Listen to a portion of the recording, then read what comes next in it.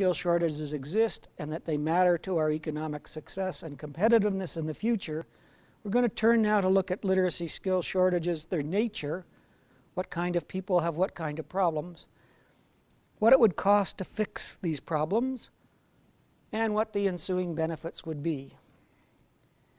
We begin by looking at surpluses and shortages by skill level of the jobs for band members living off reserve.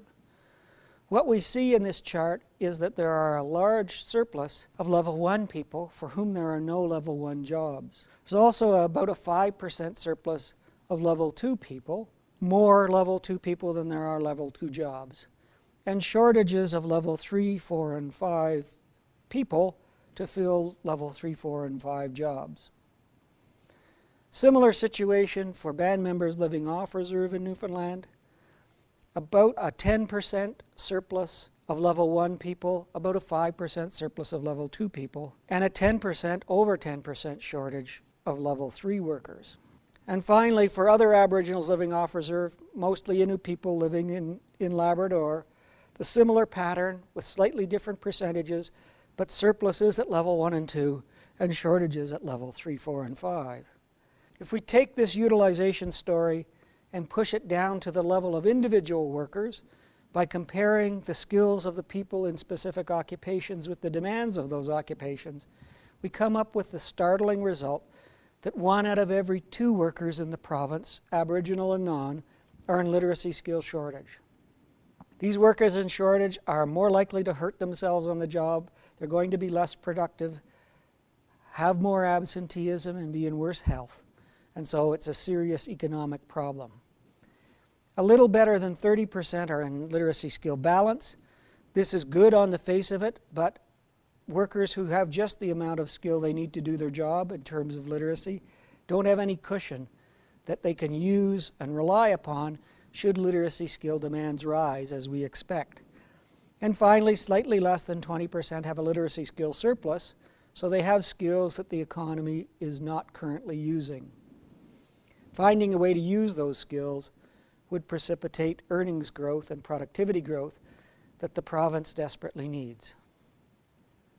If we look at the relative success and skill levels of Aboriginal workers in the province, first beginning with on-reserve populations, they're about 9% more likely to be in literacy skill shortage. So 59% of those workers are in literacy skill shortage, and relatively smaller percentages in balance and surplus. The same for off-reserve Aboriginals, close to 60%, so it's actually 58% in literacy skill shortage. These findings imply that Aboriginal workers will be the last to be hired, the first to be let go. They'll earn lower wages and have less access to adult learning opportunities. So we then turn to what would one have to do to help these workers that are in literacy skill shortage. And we've done work that divides people in need of skill upgrading into 6 groups. And these charts show the distribution of the population for on-reserve and off-reserve Aboriginals by those literacy segments. People in the A and B segments need upwards of 375 hours to raise their skill levels to the desired level, the level demanded by their occupation. C and D need something between 20 and 60 hours to raise them to level 3 or to the level demanded by most jobs. So the bad news is there's lots of people in the province that need skill upgrading, but for about 85% of the population, that investment is actually not that large. So we know that about 10,000 workers out of 15,000 Aboriginal workers in the province are in literacy skill shortage.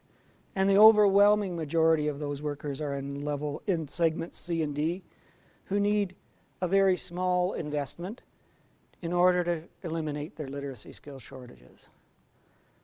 If one adds up the total bill for giving people the skills they need to do their job in Aboriginal populations in the province, you're looking at an investment a little better than $16 million, most of which would go to off-reserve populations. And then a second investment, mostly for the Innu people living in Labrador, of something like 26 million, would be enough to give every worker in the province of Aboriginal background the skills they need to compete fully and fairly.